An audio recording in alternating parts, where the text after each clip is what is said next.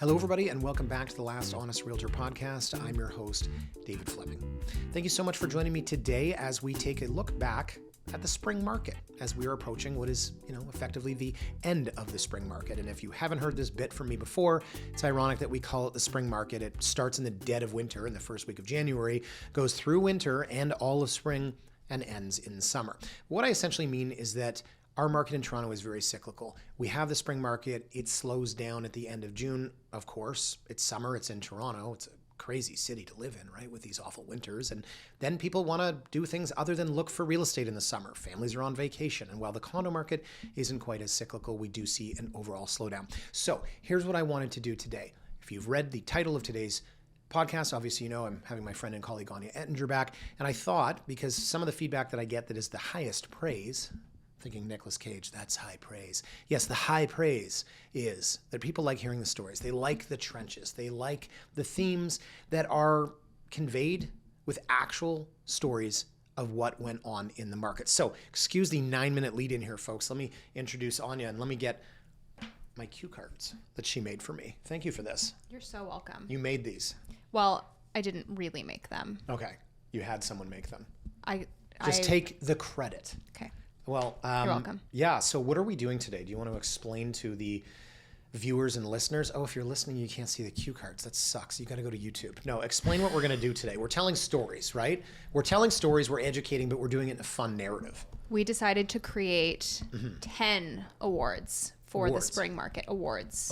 So at the end of, kind of like at the end of the season, it's awards, right? So we're doing awards. Okay, that's cool. The Canadian Screen Awards were last weekend, so now we're doing I don't follow. I'm sure the CBC won a lot of awards for things that nobody watches. Hey, how many subscribers are there on GEM? Oh, you don't want to get political today? Okay, so let's get right into it. Okay, so what have we got? All right, number one, best house.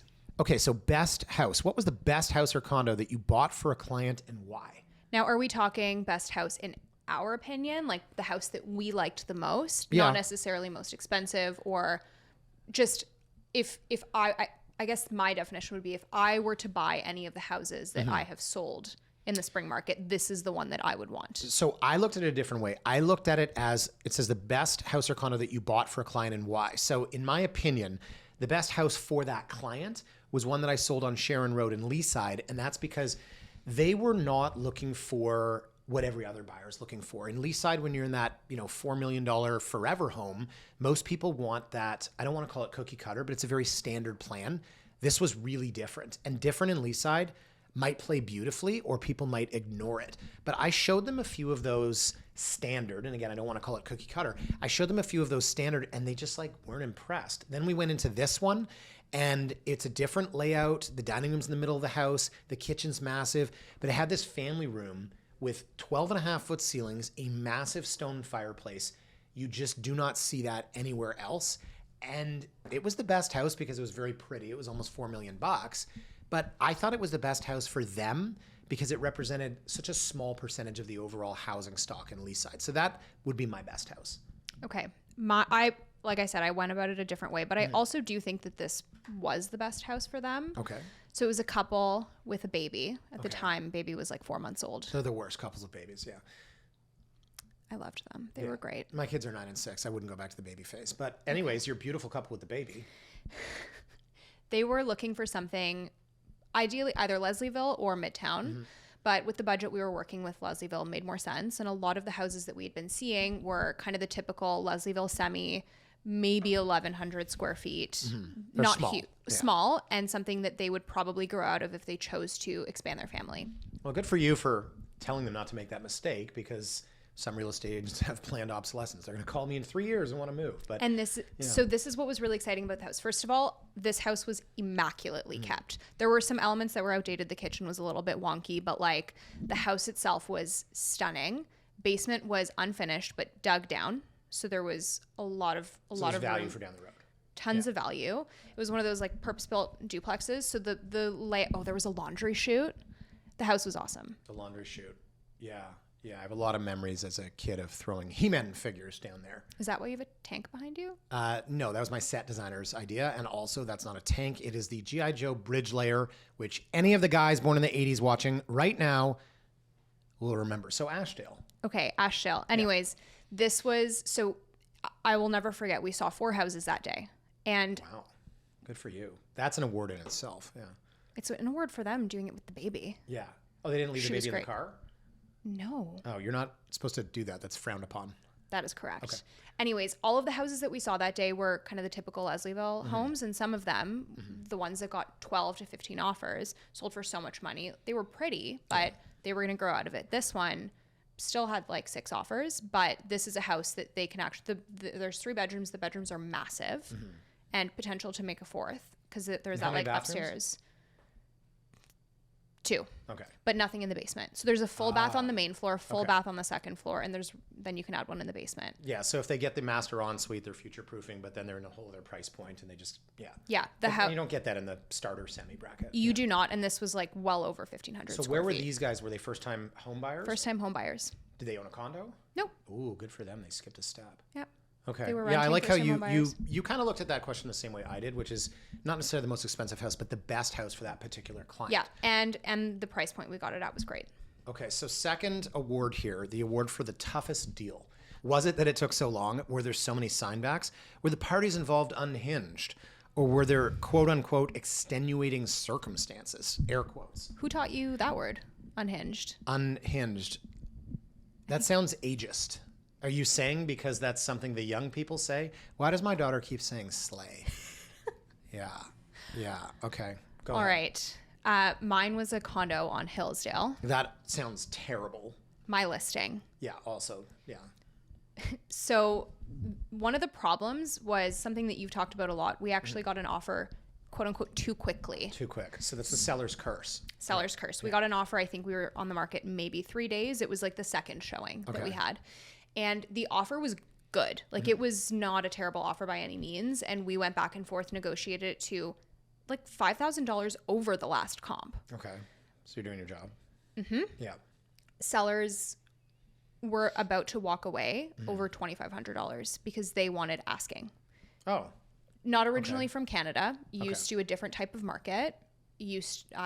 Anyways. And cultural differences in Yeah, negotiating. totally. Again, Very we see that different. all the time. And they were of the opinion that, well, we've been on the market less than a week. We shouldn't take anything less than asking. And then I re-explained, we generally build in a little bit of a buffer because buyers want to feel like they've You got to tell win. people that in advance, but sometimes they forget. You're Totally. like, you're worth $550. Let's price it $579, build in a Yeah. buffer. Then you get them $560. Yeah. Now, this new, like less than 5-year-old condo offer had an inspection condition. Okay. The inspection led to a series of new issues because the agent decided that the scope of the home inspection was going to involve cosmetic problems and proceeded to We've send seen me this a lot. 20 videos, just video after video Yeah. of like blemishes in the wall, being like, look, the door handle's a little loose. Oh, see, there's a little gap in the floor. Let me guess. Were the buyers? Oh, can I be ageist back? Were the buyers 24 years old? This generation that doesn't know how to use a screwdriver, and then the agent who doesn't know how to stand up to the buyer sends you a laundry list of things like the screw holding in the light switch plate is a little jiggly. Yeah, I was like, I mean, that. I'll I had replace the door handle if you want me to. Yeah. Like, So what made this tough was, to some extent, the agent on the other the side. agent did not have any control over their client. That's a and problem. and the real sticking point was that it was one of those smooth glass cooktops Yeah. and there was a small chip in the corner. Yeah. And mind you, they did 2 showings. So this person had been in the condo twice. Yeah. Now the inspection, and the agent tries to tell me that if we don't replace the completely functional stove that has a small chip in the corner, they're going to walk away from the deal. Or the whole building's gonna fall down. Yeah. And to which I said, that's not how So an what did you inspection do in the condition end? works. Well, we replaced the cooktop. It went back and forth, and we ended up. They found a way to just replace the glass cooktop and not the entire unit because that would have been insanely expensive. But the argument that the agent made was that it's the focal point of the condo, and I was like, if it's the focal point, why didn't you notice the first 2 times? But it was such a sticking point, and so my clients in the end agreed to replace it. But this agent was so uncooperative that he almost blew up the deal because of his attitude. I mean, I'll say this. nothing is killing deals right now like ego, and ego on the part of all parties. There are a lot of people in your position that would have blown it up on that end because they would have just wanted that victory. And so, listen, people might say like, oh, you're not negotiating hard enough for your seller client. You just rolled over and said, fine, we'll replace it. No, that's the ego, because we're in a declining condo market. Had you kicked that offer to the curb, you would have got $25,000 less for it in 6 weeks.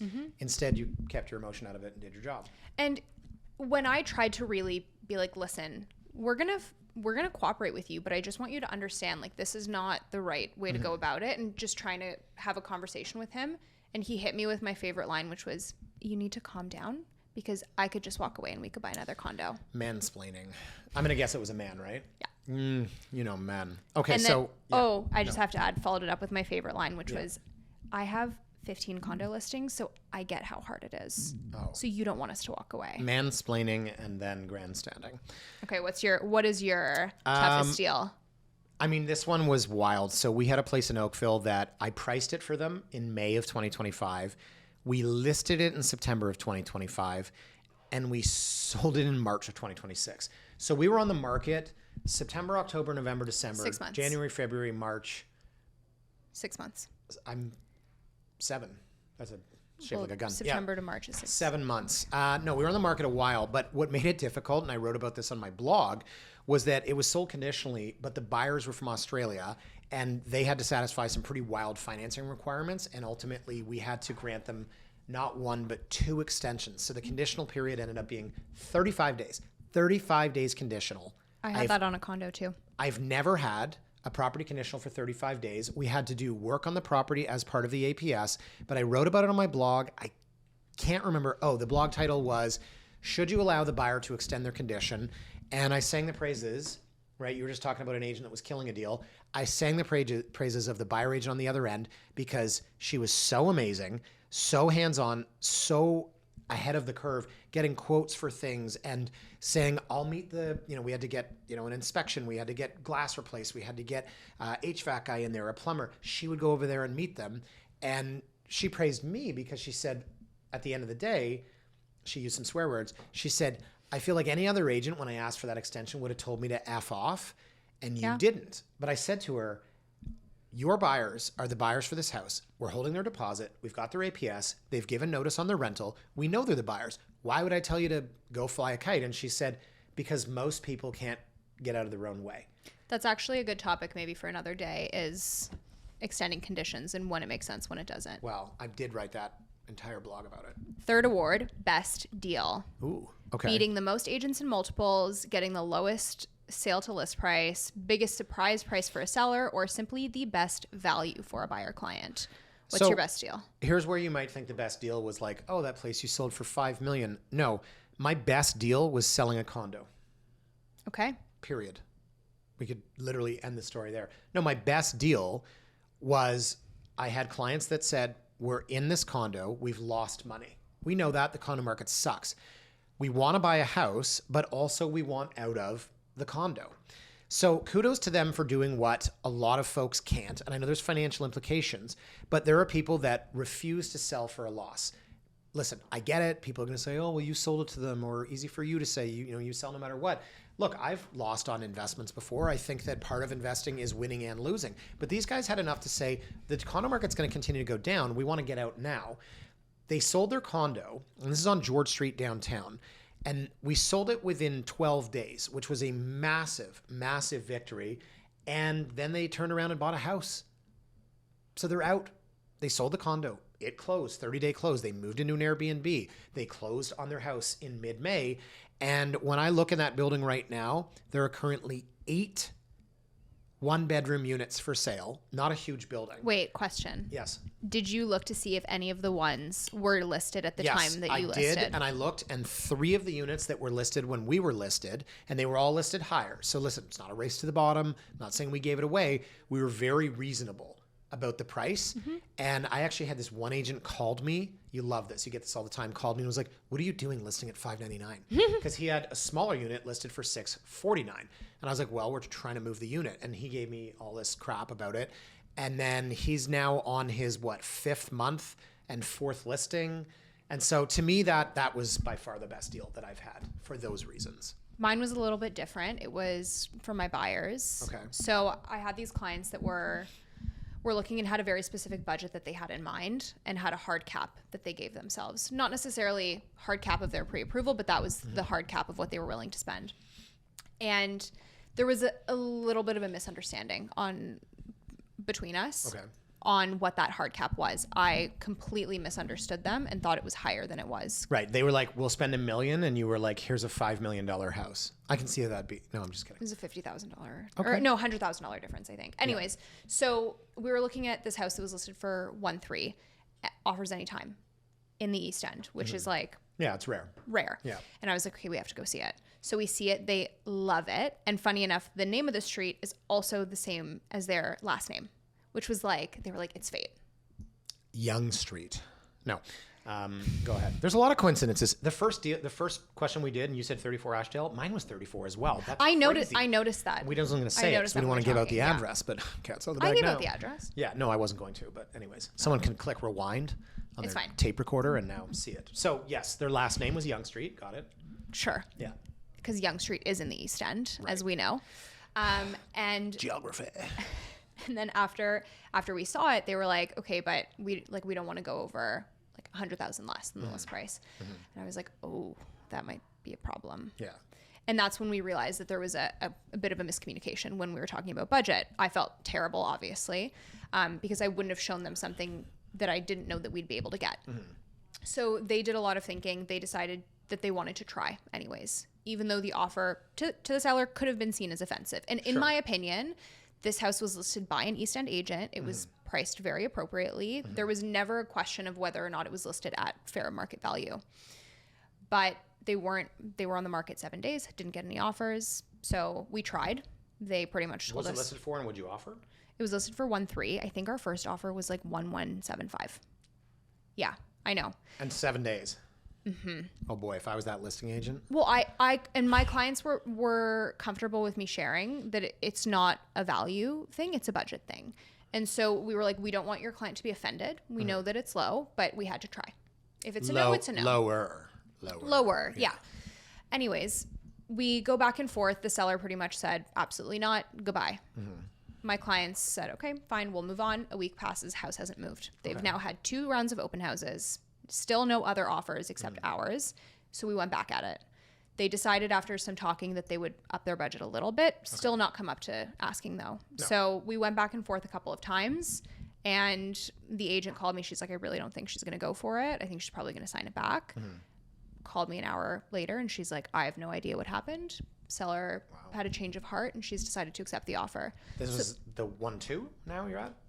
I think we got it for 1.235. Okay. Still pretty good. 65K under list. Totally. For East Side. Yeah. 2 weeks on the market. It was a great buy. Like we were substantially below what I thought was fair market value. Those ones feel good. It felt very good. Okay, so the next one we've got here is the biggest heartache. Now this could be, we've put here, is it your heartache? Is it your client's? Did you lose something? Yes, my soul, and I can't get it back. No, what have you got? I had these first-time buyers that were looking for a house in Scarborough. Their budget was very reasonable for what they were looking for, but they needed 4 bedrooms because they have 3 kids. And our search lasted probably 7 months. Wow.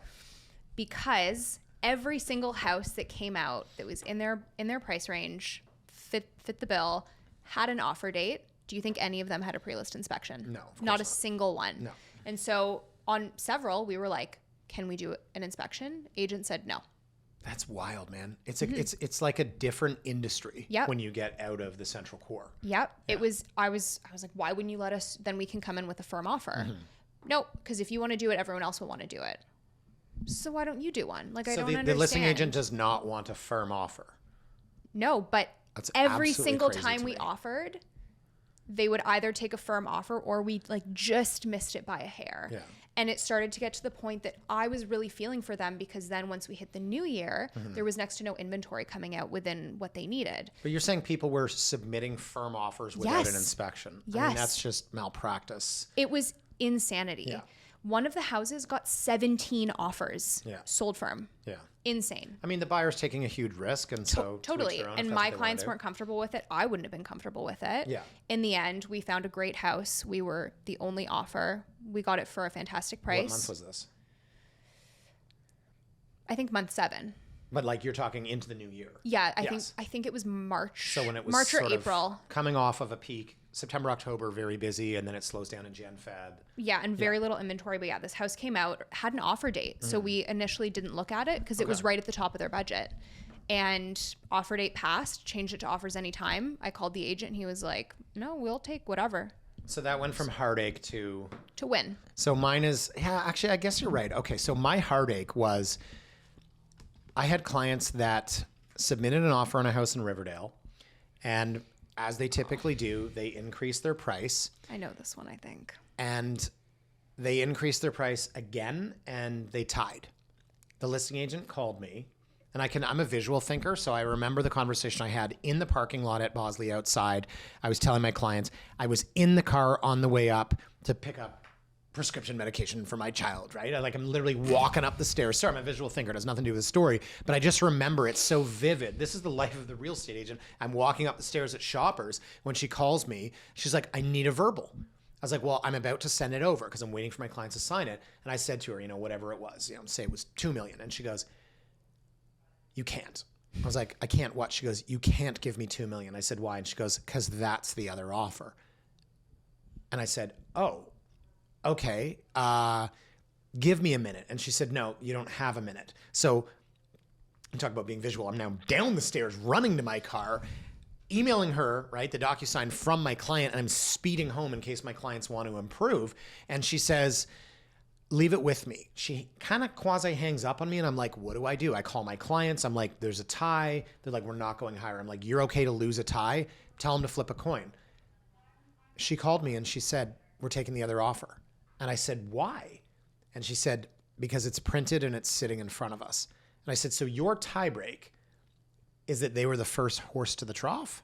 And she said, if it makes you feel better, their deposit's higher by $5,000.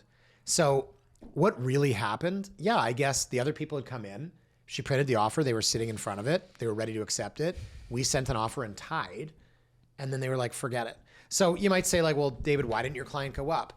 If you've been in the position where you've already improved your offer twice and then someone's asking you to do it again, and it's easy for you to say in hindsight, well, you should have gone up. The flip side is the person watching, oh, listen to these real estate agents just driving prices up, just pushing people.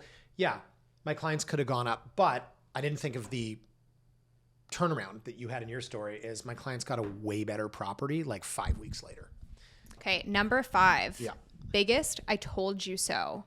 Not necessarily in a rude or arrogant way, but rather, what is the best example of where you were simply right? And someone else was simply wrong. Duh. And at some point, the other party you were dealing with realized he or she was really, really wrong. Okay, so this one, and I know this can sound condescending, the biggest I told you so. I didn't give an I told you so, but in a roundabout way, you will see this was an incredible I told you so. I was listing a property for sale. We had 5 offers on the offer night. Now, there was one guy during the week. He kept calling me, and I said to him, listen, you're going to have every opportunity on the offer night to buy it. I'm a fair guy to deal with. I'm not going to sell it out from anyone, under anyone, and that's how I do things on offer night. I don't care if someone has the lowest offer. It's a worst offer on the planet. I still call them. I'm not one of those, like, radio ad bus shelter people that just sends like a mass email, right? Oh, I hate the mass email. The mass emails. You're not doing your client's pick up the phone service. Yeah. So I pick up the phone and I'll call the person with the worst offer and say, hey, listen, we're going to go ahead with somebody else. And you can't disclose the price, but you can say something like, listen, if you could magically waive your conditions and come up $250,000, So I'm never going to sell it out from under somebody. So I end up with 5 offers and this guy's in second position. I call him and I say, listen, if you'd like to improve your offer, great. If not, have a fantastic evening. So he says to me, well, what do I need to do? I said, I just told you need to improve your offer. So he says, okay. And then it's just radio silence. And he's texting me, any update? So I'm thinking, is this a communication problem? No, it was something between him and his clients. It was sort of like, we just want you to take our lower offer. And I said to him, we're going with the other offer in 5 minutes if I don't hear back from you. So his offer was for like $10.50, right? And I'm sitting on $10.80. So he said to me, where do I have to be? Now, again, people watching are going to say, well, I don't like this game or whatever it is. Sorry, I can't deal with your mental illness right now, but this is how it works. I can't disclose the terms of another offer, but if I'm sitting on 1080, I could say to him, listen, you're at 1050. If hypothetically you magically came up to $1.1 million, maybe you'd get it. The people at home are like, well, you should be 1080 and $1. So I can't remember exactly what I said to him. He revises. Well, that's assuming that the 1080 doesn't come up, right? Well, no, the 1080 was, they were in the lead. So he resubmits at 1050, 575. And I called him and I said, what are you doing? I told you you're not behind by $574. So I said to him, He was already at 1050. He was at 1050. It came up $575. Okay. So I said to him, you're a nice guy. I like you. We're missing something here. We are going with the other offer. Good night. And he's like, okay. So I DocuSign the other offer. My client's getting ready to sign. And he calls me and says, we want to improve our offer. I said, 1060 is not going to do it. 1065 is not going to do it. 1070 is not going to do it. Are you listening to me? He said, yes. I said, I am trying to help you. He said, okay. Guess what the revised offer was? 1065, 575. 1060. So I said to him, I have tried. We are going with the other offer. Good night. We signed the 1080 and that was it. I had 5 missed calls from him at 11:30, 11:31, 11:40. I was in bed, man. I was asleep. That was a grinder. So I woke up in the morning, 5 missed calls from this guy. And then I finally call him back and he says, my client would like to resubmit. I said, you realize that we've already accepted another offer and we sold it last night? He's like, my client would like to resubmit another offer of 1070. I was like, you're not listening. It's sold. So we get the check and he's still calling me and saying, we'd like to. I know that people are going to say, okay, this guy just doesn't know what he's doing. Do you think it was the agent that didn't understand the process or the buyer that was bullying them into this and they lost control? I think they have no reason to trust me, right? Like, let's be honest here. I don't know the guy. Now, when agents do deals together, sometimes you look for the agent you trust. You look for the agent, like, if let's say there's a property listed for $999, and we're veering off script now, but let's say there's a property listed for $999 and I've got 1.3. There are agents that will call the person at $999 and say, can you come up? And that person says, I can come up $5,000. And the listing agent says, okay, great. Let's put that on paper. I don't waste people's time like that. I say to them, listen, go home and be with your family. That's what I do. So you don't really know. Every agent's going to do it differently. I think that maybe when I said, look, you've got to be up $50,000, maybe they just didn't believe me, but it might have also been stupidity. Okay, so I took a ton of time there, Anya. So you go, not belabor that one. Your biggest I told you so. This was a fun one. Okay. More fun than mine? Yeah. Way more fun than yours. So you may recall I was away. I was out of the country a couple weeks ago. Is that because you got married? No, I was attending a wedding. Your own wedding? No, my wedding was in Toronto. Oh, okay. Well, you were away. Got it. Okay. I was away and I had these clients who are relocating from BC and happened to be in town at the exact time I was going to be gone with a couple day overlap. So for a few of those days, our colleague Megan was showing them and they saw this house that I had previewed for them before I left, decided they wanted to offer. And I was like, okay, well, I'll do the offer. I'll help you out with that. So I literally leave the wedding. As one does. Yeah. Leave the wedding. Weddings are overrated. Yeah. Is that how you feel? Bridesmaid speeches. Like, oh my God. Oh, and then in grade 9, she did the funniest thing. It's funny for like 4 people in the room. Go on. Okay. I'm no fun. We know. Yeah. Anyways, so I like bring my laptop back. I draft the offer up. We send the offer. This agent is like nowhere to be found. Mind you, this house, so it was listed for $999. They bought for like 1.1 or $1,050,000. Okay. And the comps were at best $930. At best. Okay. Like we're really pushing it if we go over $930. So we come in at I think $900. Okay.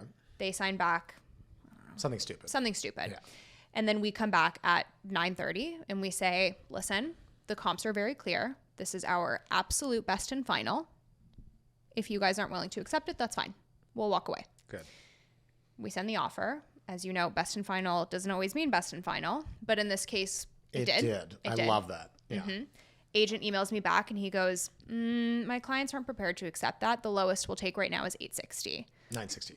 Yeah. Yeah. 960. Thank you. Okay. 960. Let me know. And I said, So he didn't even sign it back. nope. He just sent me an email and Ego. I said, ego, emotion, men. They're the worst, honestly. Yeah. See, a woman wouldn't do that. Never. She would sign it back. obviously. Yes. So I emailed him back and I was like, thank you for letting me know. If anything changes on your end, you're welcome to reach out. Otherwise, bye. I think I know where this is going, and I really, really hope it is. Okay, go. So a few days passes. I'm now back in Toronto. I've taken them to see, I think we saw 4 properties that day. They loved one of them. They went to see the open house prior to. They loved it. Okay. House was in a better location. It was a far better house. That one had no parking. This one had parking for I know where not this a is massive price difference. Okay. Like $50,000 for a better house with parking. Okay. In a better location too. Offer night, we offer, we get it. Yes. That Yes. day, See where this is going? I can't wait. that same day, agent Yes. emails me, "Hi Anya, my clients have talked about it and We've they are reconsidered. prepared to accept your price." Oh, how nice for you. I said, "Thank you so much. My clients actually bought a different house today." Zing. Good luck. I love they've reconsidered. They've you get reconsidered. synonyms for that. Our clients have reevaluated their position. Our clients, I got that once. An agent said, "You ready for this?" The sellers have recalibrated their expectations. No, they didn't recalibrate their expectations. They lost in a bluffing match. And are you watching it? Did it sell for less? I bet It that sells hasn't for- sold. Right. And it gets even better. I went and showed it to a different client after because it had been at least a month since I previewed it and I forgot what it was like. It's one of those center stairs houses, yeah. you know the ones. That splits the room and the Yeah. main floor in And the half, yeah. basement stairs are so steep with no You railing. need like a ladder. And they're like literally this wide. My Yeah. feet barely fit on it. And I was showing the house and I was like, So man, my client's got such a better house. so Like I they'll was get so happy. 900 for that. If that. Okay, so best villain. Now we're into like MTV awards. Best villain? Tell us a story about a tough agent, buyer, seller, or other party to the transaction. Who would that be? Like the homeless guy that jumped out of the garbage can and attacked. Oh, sorry, I forgot this won't play with your demographic. Mine's fine. My conservative demographic. I just didn't understand where you were going with it. I don't know. Okay, I don't know. Like Oscar the Grouch popped out and was like, "Surprise!" Have you never had that happen? Have you ever been accosted? Well, no. Okay. Other party to the transaction. I was trying to be ridiculous. Who's the other party to the transaction? I guess we mean home inspector or parent. I was trying to be incongruent. That we would not trust to look after our own mothers for the weekend. Who wrote this? Okay, go. I lost you to a homeless person. Go. I got very confused. Yeah. Okay, so this is actually very similar to your situation where your clients tied. Yeah, I think. okay. I feel like we've talked so much since then. I don't even remember. Yeah. My client we offered on this house a couple weeks back. Offers anytime, Leslieville again. Yeah. But it was on Eastern. Oh. Somehow. Who doesn't love the smell of car fumes? I mean, at this point, most of Leslieville smells for the summer. It's Yeah. the Leslieville stink. Yeah. You get used to it. Oh yeah, nice. You don't It's get like a when little. My friend Billy you don't shows get a little up, and smell. I'm like, "Ah, Billy, the Leslieville stink." Okay. It's very romantic. Anyways, it's been on the market for 2 weeks. Again, I mean Eastern, but it was a beautiful house. Okay. My client loves it. We're going to offer, but don't feel the greatest sense of urgency. Mm-hmm. And of course, I get a call a couple hours later from the agent. We just got an offer. It's not great, but we'll work with it if no one else, like if we don't get any other offers, like we'll sign it back. The agent said it's not great. Yep. Oh wow. Thanks. We were gonna offer full list, but now that you told us it's not great, okay, go on. We weren't going to offer full list. Yeah. So we come in with an offer. A third offer comes in. I frankly have never seen a multiple offer scenario handled so poorly. Yeah. This agent clearly was all over the place, was constantly sharing more information with me than she should have. That's what I was insinuating, right? Yeah.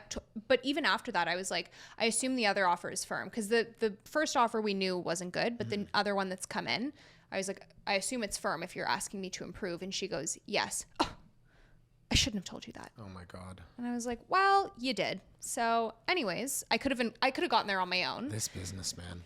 I think that, and what bothered me was every time she called me for an improvement, she would go, I'm not trying to squeeze you for more money, but then proceed to ask for more money. That's a nice way of. And tried to doing go it, back, I think 5 times, to the point that my client was just like, I could come up, but like, I don't want to anymore. Like, this is stupid. So they put a stop to it. So we come back. Now, she's told me verbally that our offer is the strongest and they will be accepting it. Okay. She tells me this. Some time's passed. Yeah. I have heard nothing. Yeah.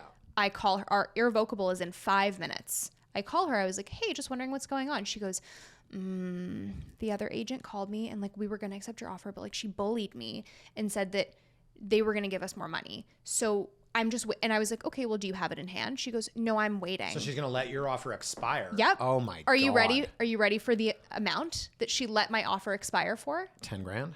$2,500. She let our offer expire and waited. She didn't get the offer back until 45 minutes after. Is this anyone I know? I can't imagine. Okay. You can tell me after. I'll tell you later. Okay. Yeah. Okay. So there you go. My best villain, I wrote a blog about this. So an offer is conveyed on paper. You sign an offer and it has the price, the deposit, the closing date. I think you get it. An agent called me at an East Side listing. The agent called me and said, my clients wouldn't go over X. I was like, cool. Like, Thanks for sharing. I don't care. Also, like, what's your shoe size? Like, I don't care. I'm not trying to be a jerk. I'm just saying that how the conversation probably went. I was like, okay, great. So she calls me again on the morning of offers and says, listen, here's how this is going to work. And I'm like, perfect. Let me get a pen and take notes. I want to know how this is going to work. And she proceeds to tell me that her clients are not going to put an offer on paper, but she gives me her price. Say it's 1.1 million, right? We're listed at $999 for argument's sake. She says, if you don't have 1.1, call me. And I said to her, okay, listen, Becky, that's not how it works. That's not an offer. She says, well, it's a verbal offer. I said, there's no such thing. It needs to be conveyed. Google statute of frauds, okay? Learned about that in school in 2001. Okay, so yeah. So she refuses to put it on paper. And listen, I'll be honest, I have way higher offers. That's not the point. And people at home are going to say, well, why didn't you just tell her that? And you could have avoided arguing with her. Because I shouldn't have to. And maybe I'm an idealist, but she kept calling me and saying, where are you? I'm in my office reviewing offers, Becky. No, where are you on price? I can't tell you. I'm not going to tell you. If you'd like to submit an offer, submit an offer. Anya, this went back and forth. I'm going to try to sum this up so we can move on for hours. And I finally said to her, I have 9 offers from 9 agents. I am dealing with these people. I am dealing with these buyers. I'm dealing with these offers. Put it on paper or I will not answer your phone call again. And she didn't. And I didn't. Now we sold it for 1.5. Her verbal was 1.1. But the point is, to me, that's... Do you think her and the guy that offered 1.575 would be friends? Different. Oh, could they be friends? There's no friends in this business, right? I tell Anya that all the time. Okay, so... that's a great segue into numbers. Number 7, my new BFF. Oh, I get it. Best villain. There's no friends. Okay, there's no friends in real estate.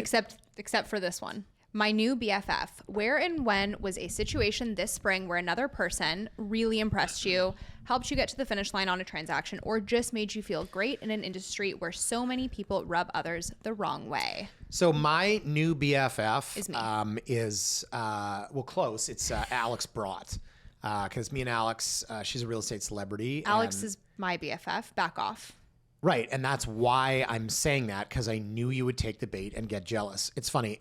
Alex and I, while we were having lunch, Alex Brott said the most Alex Brott thing, so I was with Alex Brott. Right. Okay. And Alex Brott was just brotting. We'll turn that into a verb. She's gonna love this. I knew that she would freak out if I said that. Okay. So, no, it's true. We're just like so tight. And when we were out for lunch, we didn't even talk about you at all. Wow. Okay. My new BFF, there's a buyer agent. Oh, this is a good one. So this guy brings me an offer and I don't like him. He's annoying. He's rude. He's not listening to me. And then he was eating while I was talking to him. So I'm ready to kick this guy to the curb because I just don't think he has it. And I call him and I'm like, okay, listen, I need you to listen. He's like, yes, I'm listening. And I was like, your offer's low. I need you to come up or we're going to go with somebody else. And he's like, okay, I will come up. And I said, okay. And he's like, I'm going to buy this house. I was like, okay. And he goes, this guy a Muppet? Let me tell you why. Well, I was going to do an accent, but some people think that it's, insensitive or whatever. So he says, don't get in the middle of my punchline. He says, I'm going to buy this house tonight. And I said, okay. And he goes, let me tell you why. I said, why? And he goes, you like me? And I just burst out laughing.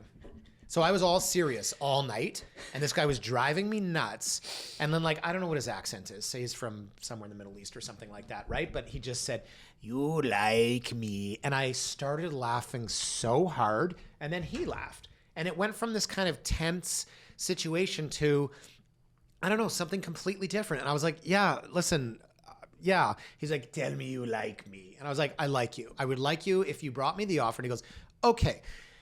And then the next thing you know, he tells me that he's buying it for himself and his kids. And I was like, "How many kids?" He's like, "I have 2, a boy and a girl." I was like, "I have 2, a boy and a girl." Next thing I know, we're just shooting the breeze. And it's funny because I did not expect when I started this offer process, number one, that he was going to have the nut flush, if you will. But I also didn't expect when I was talking to him, he was being annoying. He was being combative. His paperwork was sloppy. I'm not painting a good picture. And then he just... All of the things that you hate. Right. Well, he cleaned it all up in the end. Yeah. And eating into the phone. And then he just wore me down with something that made me absolutely hysterical. And then we ended up talking about our family. So anyways, my new BFF, if it can't be Alex Brott, because clearly you've laid claim, then it would be this annoying agent eating on the phone. We can share her. Okay. I think that's all right. okay. So your new BFF.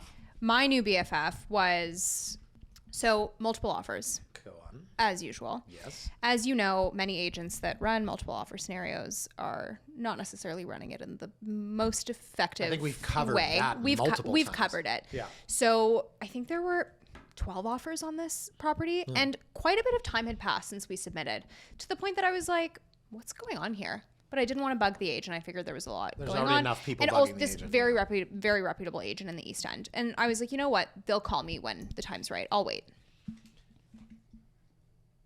Oh, yeah. She would have been my second guess. Mm-hmm. Yeah. Anyways, so I finally get a call from her, and she's like, "Hey, I'm sorry I didn't call you sooner. You were the top offer, and when you are working with me, you will never be competing against yourself." And I really respected that. So essentially, she sent everyone back except for me, because I was the top offer. And then once everyone came back, if someone had beat me, I would be given an opportunity to improve. She gave us an opportunity to improve. We did.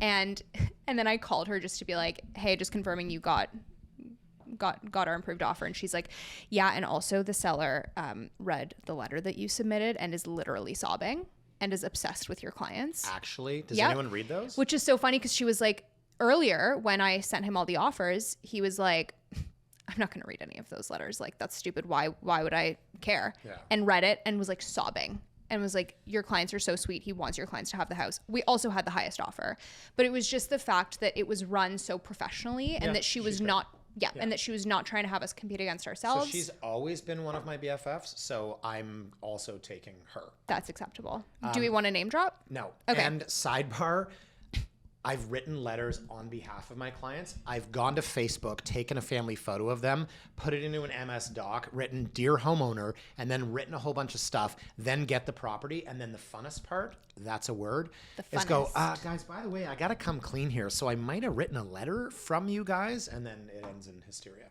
That's funny. Okay. Yes. The final part of this that was fun was that she was like, "Don't bother. Like, you've got the check. You technically can't give it back to your clients. So like, it's fine. You don't have to give it to me You tonight. don't have to come here at midnight. I trust you." Yeah. She goes, "Just send me a photo to prove that it's in your possession." So I took a photo with Theo Yeah. Oh, in the that's background, cute. and she liked it. And she said she liked my dog and my Aura ring. Wow. Another woman. None of the men are getting high praise today, except Nicolas Cage. The guy, your BFF was a guy, no? Yeah, he was cool. Okay. Number 8, best high. What moment made you feel the absolute best and why? Very simple. My listing. I had a listing, 92 Glebe-Mount. We sold it in one day. Wow. And you know who's crying right now? Her husband, Brandon Lee, because she said that the best high was not marrying him. Oh, yeah. Sorry. It's about real estate. My bad. Sorry, Brandon. Okay. I wasn't done. Oh, no, I was going to say, okay, I'd like to hear more. Oh, okay. Yeah. So what was really fun about this was my client was very anxious about what we were going to get. The comps were not very much in our favor. It was one of those like small semis in East York. And my client bought in 2019. It didn't seem like we were going to be a whole lot higher than what they had purchased for. We were exclusive for a few months just while we were prepping everything. And a few people had come through and seen it. We had some verbal offers from that. all of which were below $1 million. And we kind of figured, when I priced it, I said we'd be somewhere between 975 and $1,025,000, maybe $1,050,000 on a good day if we had enough offers. Oh, I remember this one. Yeah. Yes. Okay. Yep. We get a bully offer on the second day after we listed. The agent calls me. He's like, I'm sending you a bully offer. I was like, fantastic. I did not expect, as we know, bully offers are not always that great. Sure. They could be terrible. They could be great. terrible. And I wasn't expecting a whole lot. And it was 411. Wow. Yep. So I called all the agents. I let them know. And we had like over 30 showings booked within 24 hours. So maybe, you might have done similar on offer night, but I don't know that we would have, No. because that was more than we expected we would get. And it didn't seem worth the gamble to wait. And knowing when to take the bully, like I had one on Springdale. We got a bully of 136 and they were like, we want to take that. And I said, do not take remember that one. And we ended up selling for 1.5. Yeah. So I was like, we got more than we wanted. She was very happy with that price. Yeah. And, we ended up getting one other offer that night. The other offer was not great. So I did the ethical thing and I did not try to get the other offer up. I said, congrats. Anya and her ethics. Love ethics. Okay. So what made you feel the absolute best and why? So I had this listing that was incredibly unique, and unique means tough. It's tough to price. It's tough sometimes to sell, right? There's one buyer. This is a property that looks like it's out of a movie. Cape Cod style house, only 1.5 story, white picket fence, corner lot, the most ridiculous garden you've ever seen. But who's the buyer? So the seller's telling me 2.9. I'm running it through the gambit, right? And real estate agents that work in this environment, this is collaborative, they talk. And I'm talking to people and nobody is on board with the price point. Worse is that there are not one, but 2 properties that come out in the 5-6 weeks leading up in the area that sell for 2.3 after a price reduction, and 2.4 that you might say are better houses. So we're on drugs. We're going to market at 2.9, but this property is unique. 2.9. 400,000 more. What did I say? 2.5? No, 2.3 and 2.4. I think those other ones sold for 500,000 more than the first, and 600,000 more than the other. Okay. We kind of market at 2.9. We sold it for 2.9. And the reason why is because the buyer was basically the seller. And I don't want to give away too much, but let me say, based on age, demographic, hobbies, use, family, the one buyer came along, and you might say it's luck, at the perfect time. Now, I had one agent that called me and said, what is with your price? I can't figure it out. What am I missing here? Is there a door that led to another house? And, kind of condescending. I was like, look, man, we're looking for the right buyer. And then I had this person that came in, and then I actually had another person that said, we can't go above 2.8. But my clients would be interested at 2.8. So you know what? It's not like it was the needle in the haystack, but that was by far my best high, because I felt so good for the seller, because everyone was telling her she's nuts. And to be honest, when I met her in December of last year, 2.9, I was like, you're nuts. I didn't say that. What I said was, Kristen Bosley has this saying, no one likes to be sold like a salesperson. And I was sitting there and I was thinking to myself, am I being sold right now? And I thought, you know what? This is so unique. It's impossible to replicate. But look, number of beds, number of baths, frontage, depth. If you go through a typical CMA, it's going to spit out a value of 2.4, 2.5. But because of how unique this was, you can never find another house like this. And that's a good one. At the end of the day, that was my best high. Okay. That and you getting married. I was so happy for you, just like, yeah, way to go, friend from work. She thinks it's funny because I always say there's no friends in real estate. Okay, what is your best high? I did my best high, didn't I? Yes, I meant number 9. What is your worst low? Okay. What experience crushed your real estate soul more than any other in the past 5 months? Well, in the interest of time, because as you guys have all identified, Anya's struggling with brevity.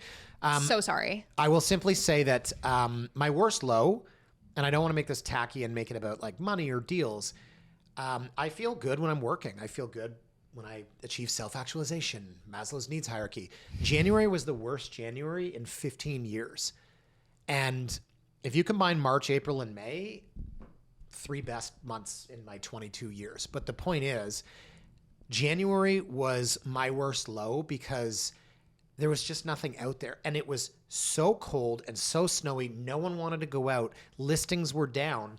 And I don't want this to be tacky, like, oh, David, you were low because you're not making money. No, it's because I wasn't achieving. I wasn't transacting. I wasn't selling. I wasn't buying. I wasn't renting. Or could we say you weren't doing what you love? Sitting in my basement alone? No, you're sitting in your office alone. Well, that too. No, it was just, that was my low. January was abysmal, but things turn around, right? So what have you got? It's another condo. Okay. Yeah, they're the worst. No, actually, it was great. We sold it in like 2 days. Okay. It was fantastic.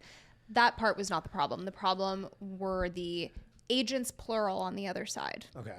So this agent/agents were with one of those fun new brokerage models. I got it. Well, they have no mailing address. So you're like, where do I bring the check? To what office? They're like, just bring it to my house. Well, it was my listing, so that wasn't the problem. But yeah, so I was confused because I got an offer from someone who I'd never heard from. Sure. And didn't show the property. Oh. But it was the same brokerage. Okay. I eventually learned as this progressed that there was a different agent assigned to deal with each part of the transaction. Oh, so my God. Showings are one agent. Never heard of it. I told you about it. So their model is that I think agents are employees and each one does a specific part. So there's one person that does the offer. There's one person that does the showings. There was one person that did the remainder of the facilitation of the offer. It was very confusing. So anyways. It's hardly Adam Smith's. It was incredibly confusing. Splitting the. Anyways, you go on. And I was just like, what is going on? Like, I don't know who I'm supposed to be calling. I'm very confused. I'm trying to get this done for my client. So anyways, we come to terms on price, accept the offer. Next day, I reach out to the agent. It's been a while since I've heard from them. I'm like, what's the deal with the deposit? When's the deposit coming in? This new character, never spoken to, calls me and goes, hey, Anya, there's a little situation with the deposit. Yeah, we don't have any money. What is it? Well, so my client offered on another property last week, as I'm sure you know, and they didn't get their deposit back yet.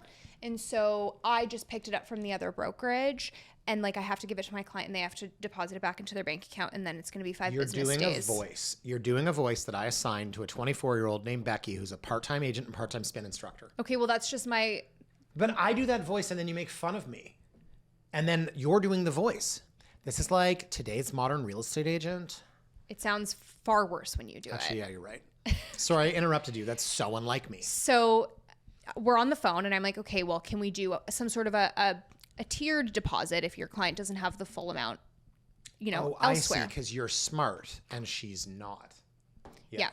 So I said, can we do like a structured deposit? You can do some amount now and then some amount later when the funds clear. Agent goes, oh yeah, what are you thinking? Like $500?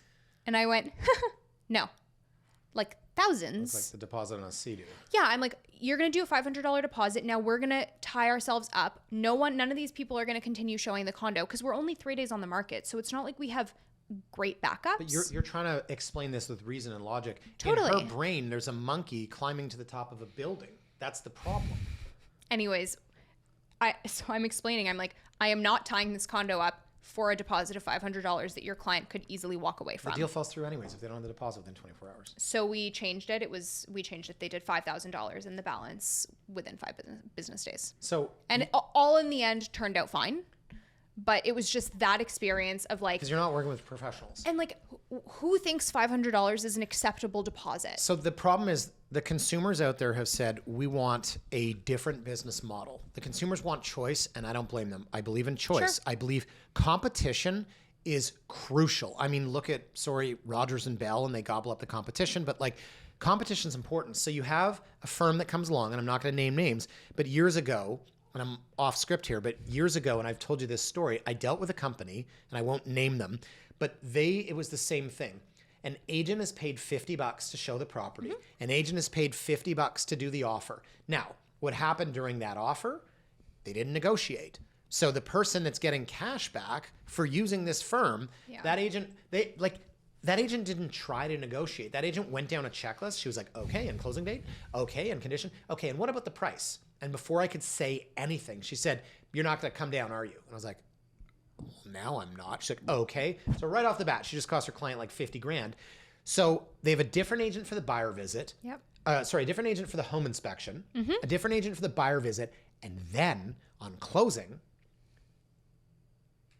the buyer called me and said, how do I get in my new house? And I said, I don't know. I'm the listing agent. They said, well, I can't get in touch with my agent. I said, who's your agent? They said, I don't know. Perfect. I've had 8 of them. And I said, you're going to have to call your lawyer. Well, it's 6:30 on a Friday night. So I told this story when I did a podcast with Kristen because we were talking about different business models. Yikes. Am I supposed to give him the lockbox code so he can get the key to the house that I know he owns because I know it's closed? I don't know, actually. No, I can't. The only person that can tell me to release that is my client and my client's lawyer. So I called my client and he said, I don't know anything about this. I don't know if it's closed. I haven't heard from my lawyer. This guy waited until Monday at 9:30 to get access to his house because he hired one of these companies that outsources every part of the transaction. Okay. Yeah. So last question here. Number 10. Yes. The final award for today. It's the final countdown. Do. Best turnaround. She doesn't know that song. She wasn't born. I do know that song. Yeah, who sings it? I don't know. Europe. Okay, well, I don't have to know everything. Okay. What is the best story about where you turned something around in an awesome and unexpected way?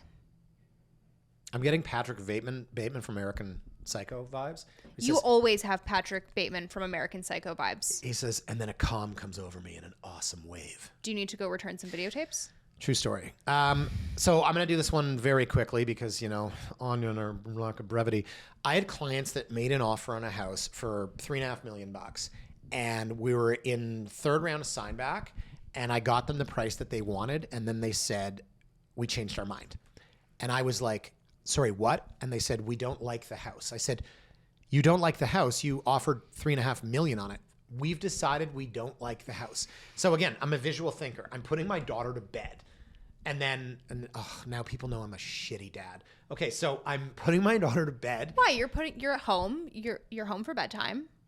9:30 on a Saturday night, and my phone rings. I'm like, oh, shut up, honey. Let me take this phone call, right? No, I'm serious. And then they tell me, they're like, we don't want the house. I can literally picture this. I'm laying in her bed, there's stuffed animals everywhere, and they're like, we don't want the house. Then I just strangle one of her squishmallows or whatever it's called.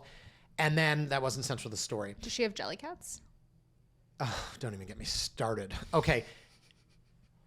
On Tuesday morning, a house came out and they bought it, and it was better. Sorry, what day was this? Saturday night. Okay. So I'm on Sunday saying, I don't understand. On Monday, I'm still like, I don't understand. Well, and it's not about me. It's not about me. It's that you love this house enough to make an offer for $3.5 million, and then you said, actually, we don't like it. Yeah, what has changed? And then if you believe in God, I don't. I believe in real estate gods. The real estate gods were like, guess what we shall do to thou. They took the house, changed the 3 things that these people said. They're like, well, we really don't like the exterior and the backyards. It's just like if the lot was larger and there'd be more natural light. And they just literally, the real estate gods took that house that they passed on, created it, put it 1 block over, bought it out on Tuesday, and we bought it. Like, you talk about a turnaround. This isn't just for the first 6 months of this market. That's the biggest turnaround in my entire career. You said no to a house on Saturday night, and you bought the same version but better on Tuesday. Like, what are the odds? Okay. Pretty good. And okay. now, Anya. Mine's a little bit different. Wait, can I mic drop my cards? Yeah. I'm done. Okay, yours is different. Mine is different. I had a client looking for an investment property and was absolutely hard-pressed to have close to a 5% cap rate, but didn't want a garbage house, wanted a turnkey investment property, nicely renovated. I'm sure you know that is very hard to find. Sell them my place on Hallam. Well, it's too He's already late. bought. Yeah, I won't. Anyways, so we're struggling to find something. Obviously, we've seen everything on MLS now. I'm doing my thing, trying to find something that's not listed. Find one. It is the perfect property for them. Absolutely perfect. But my client decided that he wanted a very creative structure. So there were 2 options. I think at that point was listed for $2 million. That was the exclusive price. Okay. My client was like, I'll take it for 1.8, or if they'll do a vendor take back at a term, but it was a term. I think I called you about that. And we talked about the vendor take back. Yeah. Because I was like, they're very rare. They're very rare, and the terms that he wanted were to be better than what the bank would offer. I mean, that should be the point of a vendor take back in today's market. Yeah, but say 2% for 10 years. Okay, that's crazy. But but over asking. Yeah. anyway, so I emailed these 2 options to the agent. I was like, let me know if either of these are of interest and I'll put it on paper. The agent pretty much told me to F off. And I was like, okay. That's because his brain exploded when you gave him the math behind that. Well, also the agent is married to the owner of the property. Oh my God. Yeah. And then they don't say my husband, they say like my client. No, no. Like, no. Oh, no. Your client's in your bed. Said like, my husband the entire time. Because I hate when agents do that. No. Said My was seller very client. was very open about it and is like not a full-time agent by any means. So pretty much told us to F off. We were like, okay, cool. Bye. And then my client really was still thinking about this, so kind of came back with a couple of other options. The agent pretty much was like, bye. A couple of weeks passed, they list it. They list it for, I think, 1975, below what they had initially told us. And my client's still thinking about it. Anyways, eventually decides that he wants to offer again, and we come in lower, better than our initial, but lower still than asking, and we got it. So you could have made this as the biggest I told you so as well. Well, I guess so, but part of it was also because they listed it and weren't getting activity, so the agent called me to see if we were still interested, which now told us that we had more leverage. So this is, okay, that's best turnaround. You could also call that best deal. Yeah. Biggest I told you so. I had it for a couple. Best high. Could it be my new BFF? Are you still hanging with this agent that's representing her husband selling? I'm just kidding. No. But the agent was present for the inspection. Oh, I love that. So it was a little bit annoying because the agent kept taking like personal calls inside and was very loud. And I was like, can you just go outside? Anyways, there we go. 10 awards. Real estate agent. Wow. If only there were time for more, but I think we're probably over an hour. I don't think so. When was the last time you watched an awards show? Like, you know, people that watch the Oscars? I think I did watch the Oscars. I think my mother would do that. My mother loves that stuff. You know what my mother loves is just the introductions. She'll be like, I love the elaborate intro. She'll watch like the introduction to the Oscars and then skip the Oscars, or like watch the introduction to like the Super Bowl and then skip the game. I like the hosts. Like I like listening to the jokes. I like being alone in my basement. Okay, well, thank you for this. That was great. Thank you for this. Thank me. Well, I mean, we're not, because this is also my podcast. She has a podcast. Like I always say, if there's one thing in this world that we can all agree we need more of, it's real estate agents podcasts. You like my podcast? I do. No, I like. And this is a crossover. Yeah. Like we did last time. A crossover. Remember? Yeah. And then you made a reference to Full House or something. No, I made a reference to in the 80s when the cast of Melrose Place would be on Beverly Hills 90210. That's a crossover. Okay. Anyways. Okay, very quickly, if you're mowing the lawn, it's the only time I listen to podcasts, what podcast would you listen to? Good Hang, Amy Poehler's podcast. So comedy? Yeah. Okay. I would say History of New Music with Alan Cross, but I've been really into, and you're going to laugh, and you're going to laugh. Oh, no. Podcasts about the 80s and 90s. Shocker. Yeah. Everything 80s, say like everything the 80s Roman by Empire. Jamie Logie. No, I tried with that. You're not I a downloaded Roman Empire. Paladin, and it was just like really boring, but everything 80s. Yeah, I like that. I just love reliving my years I can't get back. Okay, guys, thank you for watching. And Anya, thank me for not being in my house. For being here. Oh yeah, last time we were in her house. She's got a set in her house. It's awesome. Instead, we're just here with the G.I. Joe bridge layer. So folks, thank you for watching as always. Please remember to like, comment, or subscribe wherever you get your podcasts. Go ahead and drop me a comment there in the YouTube comments section below. Tell me how much you like my friend Anya Ettinger, because she loves close personal attention. And we will see you here next time. Thank you for that. On The Last Honest Realtor.